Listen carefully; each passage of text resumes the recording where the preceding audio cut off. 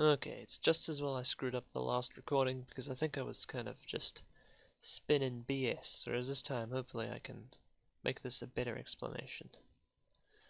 I'm just gonna just straight talk. Okay, so asymptotics is not just a field of maths that is used for algorithm running time. It's used in many places. It's used whenever we need to capture the essence of two functions or several functions and how they behave as their input increases to infinity. It sort of just takes their essence and strips off anything specific about them and tells us about the function itself. There are just a few key concepts that if you can understand how they work, then you can understand asymptotics. Namely, that's the notation, big O notation, omega notation, and big theta. I'll go through each of these and then basically give my understanding of them and how they work, and then hopefully that gives you a good picture of asymptotics as a whole.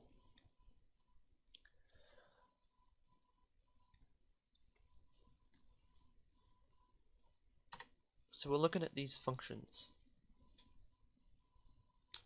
and they could be any mathematical function, as we've seen in our journey through 250. Could be some sort of polynomial, could be whatever. But basically, starting with O notation, if we say f of n is O of g of n, frick. Right, if we say f of n is O of g of n, what this is saying is that as n goes to infinity, then f of n is eventually superseded, overtaken by g of n.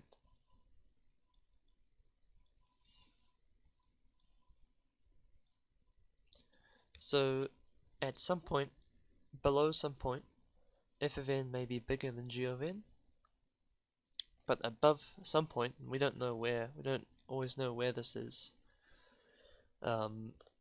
g of n becomes indefinitely bigger than f of n for all values beyond there. So say for example our actual functions are n squared and n cubed, and say that this is exactly n squared, 1 times n squared, 1 times n cubed, so the coefficient is 1, then we know that for n less than 1, ignoring less than 0, but for n less than 1, obviously n squared is bigger than n cubed. But we know that for all n bigger than 1, n cubed is bigger than n squared. So n cubed at some point, at this exact point, if these are exact functions, n cubed surpasses n squared. But this O notation sort of takes a step back, and it doesn't really have to do with any particular coefficients. It makes a general statement about the two functions and sort of says, well, for any coefficients applied to these functions, this is true. For any coefficient of whatever function g of n is, f of n will be surpassed by it.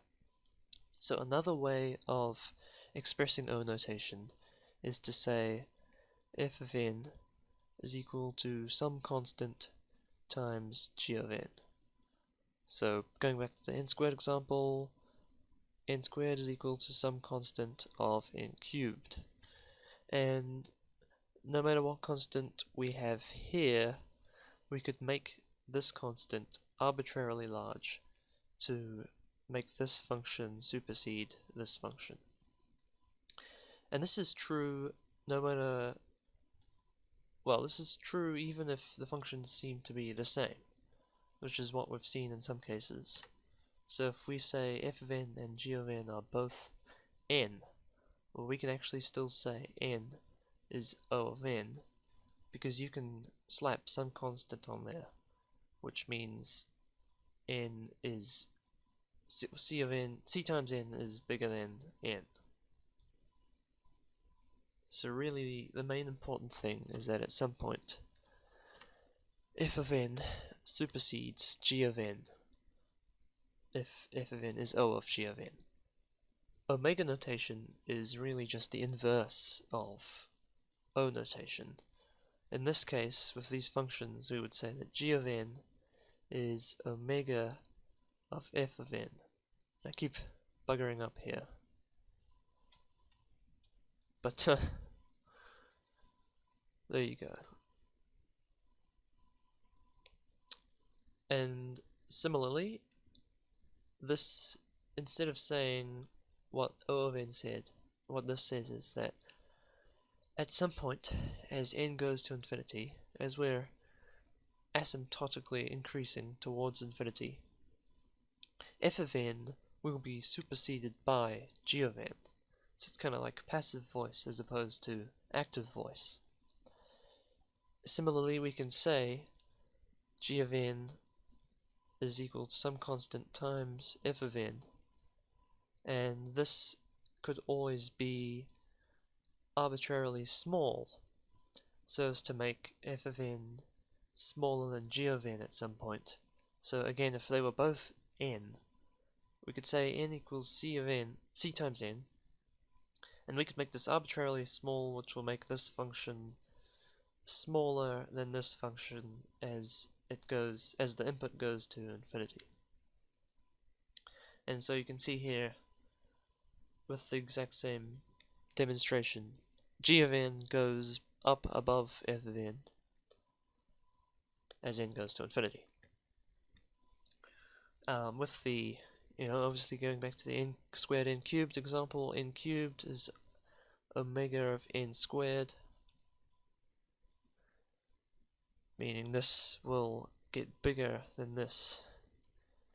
Now another example, which we've seen in 250, which helps illustrate the concepts, is if you take a polynomial with multiple terms. So if you have n squared plus n and n squared, we can say that this exact polynomial is O of n squared, which means that you could have... Now actually, what I was going wrong earlier when I was recording the video previously, what I was doing is I was having an arrow pointing in here and saying you could put a constant in there, but actually you kind of have to take this notation as being, it's almost like it strips down whatever's in here to its raw form. So if we say like 3n is O of 4n, that doesn't really mean much. That's just exactly the same thing as saying n is O of n, because you can again put any constant there. Asymptotics in general, as I kind of said before, is like just ignoring anything specific. We're not really talking about specific mathematical functions. We're talking about elementary functions, if that makes sense. I don't know if that's actually correct, but anyway. So yeah, so this example is good at demonstrating it, because we can say that this exact polynomial, n squared plus n, is O of n squared, because we can actually put on some constant to n squared, which will actually make this bigger than that polynomial. And likewise, we can actually say that n squared plus n is omega of n squared, because you could put some constant on there which can be arbitrarily small and make n squared smaller than this. So that brings me to theta notation. Theta notation is like saying that a function, if we say f of n is big theta of g of n, then this is like saying that f of n is both O of g of n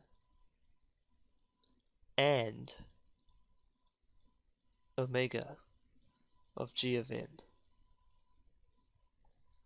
Because you could put a constant. What this is saying is that we can actually have a constant on times g of n which could be either arbitrarily large or arbitrarily small, and would make g of n smaller or larger than f of n as n goes to infinity at some point.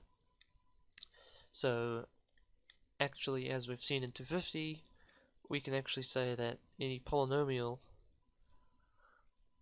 of degree k is big theta of any polynomial of that highest degree, of the degree, because we can actually make n squared bigger or larger than this polynomial by doing what we did before and attaching a constant. So really,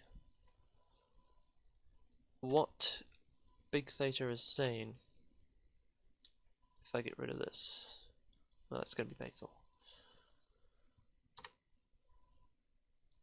is that if we have two functions, whatever they may be,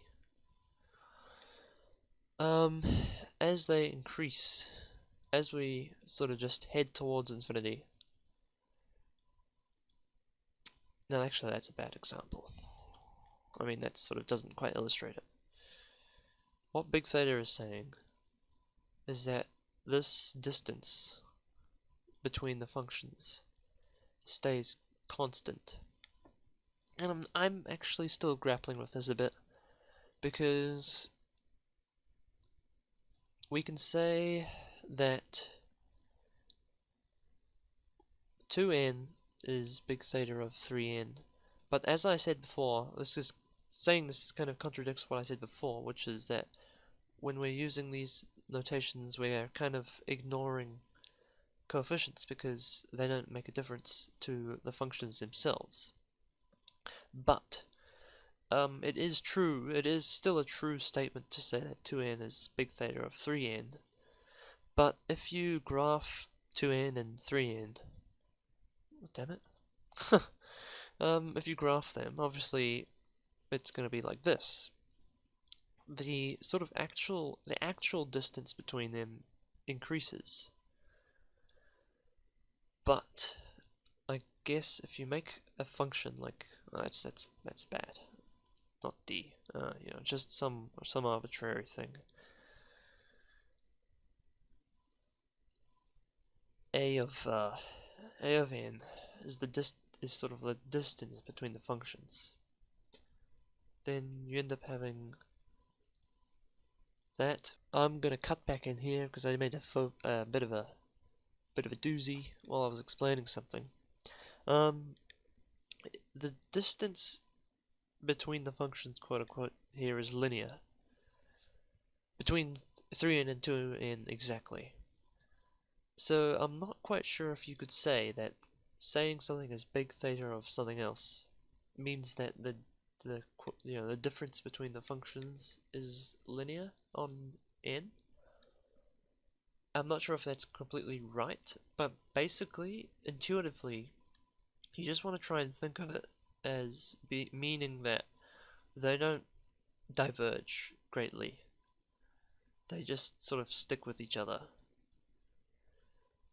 And that's what big theta is. But more rigorously, definitely you can think of it as being if one function is big theta of another, then you can say that it is either O of that function or omega. It's both. So yeah, that's big theta. So when it comes to showing that one function is O of another, there are a couple of ways we can do that. I'll just leave that. You can either, well, I don't know, like, well, this is what we were made to do. We were either made to show that the limit of one of the functions over the other as n tends to infinity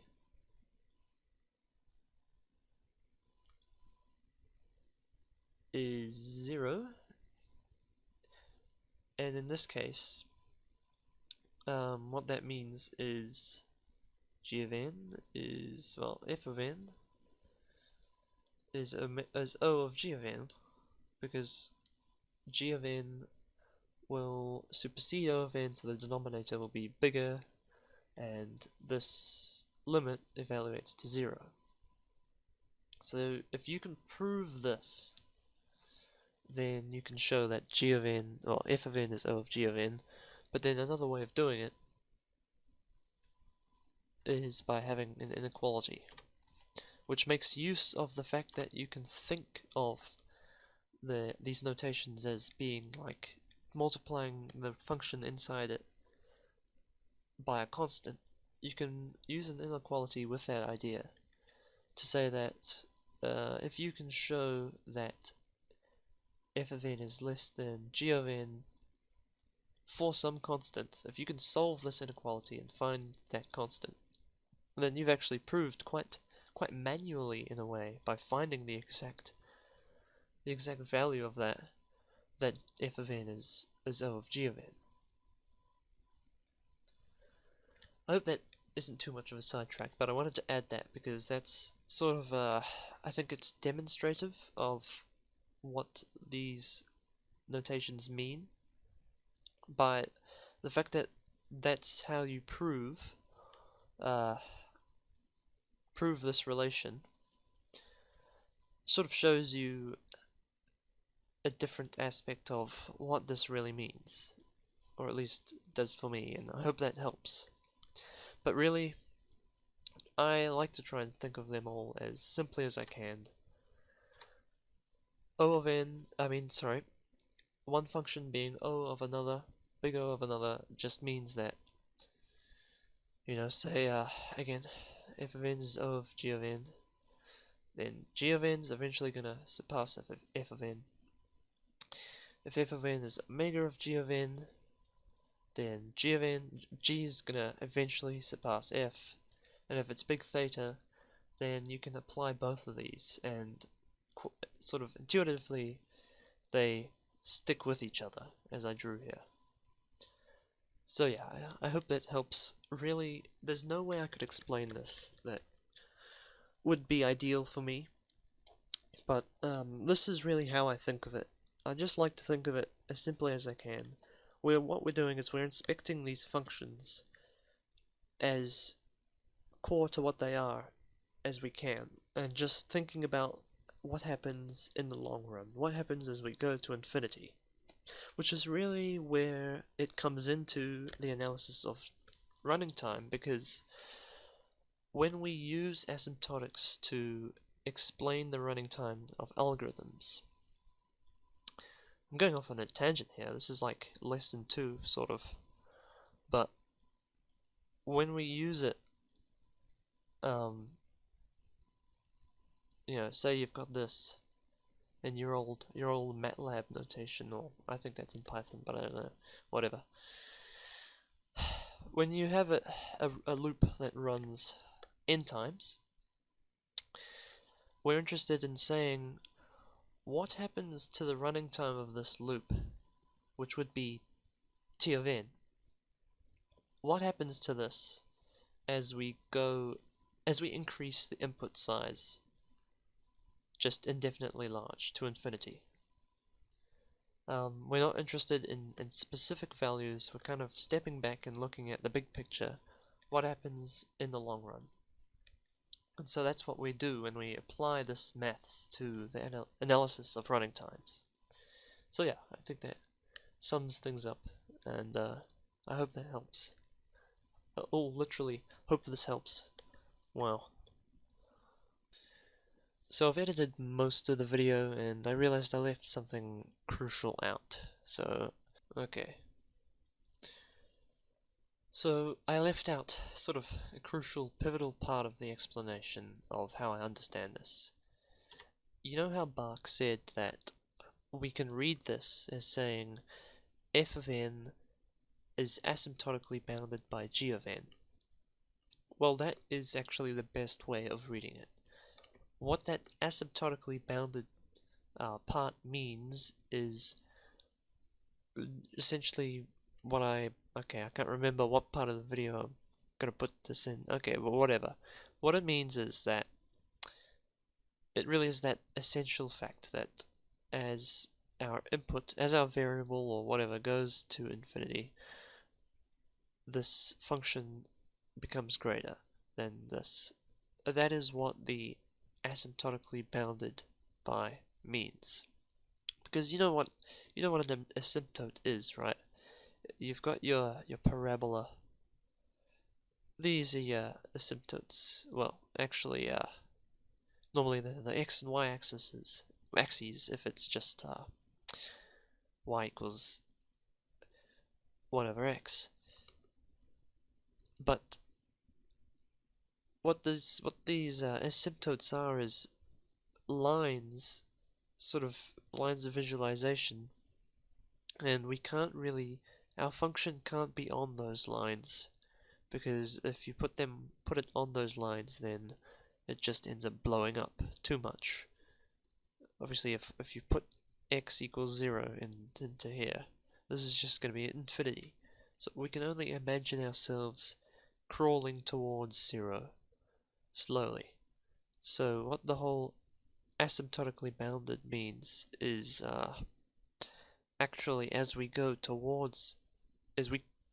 towards infinity, so we sort of just keep going this way, then this thing becomes bigger than this. So this is going to be a repeated explanation. But I realized I hadn't mentioned asymptotically bounded, so I'm going to insert this, and I just hope that sort of explains what it means, because well, that's how I understand it.